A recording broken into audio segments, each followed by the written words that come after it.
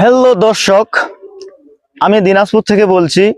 এই যে দেখতে পাচ্ছেন আমার পিছনে চারিদিকে শুধু আলুর চাষ, পুরো মাঠ ভরা শুধু আলু আর আলু।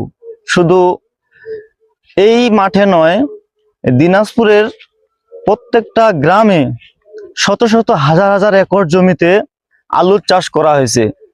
যদিও গত বছর কৃষকরা প্রচুর পরিমাণে লস খাইছে, তবুও এই বছর এত পরিমাণ আলু অনেক আশা নিয়ে করছে বন্ধুরা।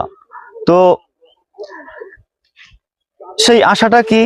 সেটা হলো 2024 সালে, গত বছরের আগের বছরে কৃষক তার ন্যায্য মূল্য, এই আলুর ন্যায্য মূল্য পাইছিল। 25 টাকা, 24 টাকা 25 টাকা দরে এই আলু বিক্রি করছে। আর সেই বছরই কৃষক অনেক লাভবান হয়েছিল। আর একটা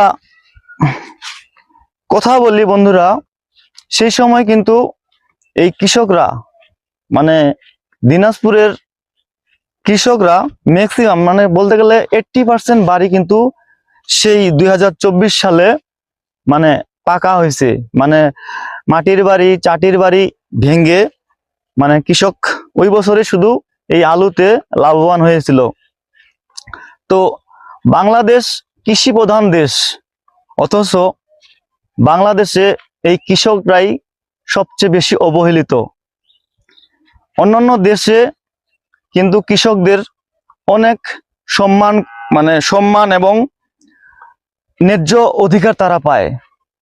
এই বাংলাদেশকেও যদি উন্নত রাষ্ট্র হিসেবে চেষ্টা করি, তাহলে আমাদের সবার আগে এই কৃষকদের বাঁচাতে হবে। কৃষকদের সিজনের সময় সেই ফসলের ন্যায্য মূল্য দিতে হবে। বাংলাদেশ কৃষি প্রধান দেশ, অথচ বাংলাদেশের কৃষকরাই সবচেয়ে বেশি অবহেলিত। আমি এই ভিডিওর মাধ্যমে বলতেছি, কৃষকদের সবাই বাঁচাই, এবং কি ভিডিওটা এত পরিমাণ শেয়ার করেন যেন বাংলাদেশ সরকারের কাছে পর্যন্ত পৌঁছায় যায়। ওকে, সবাইকে ধন্যবাদ।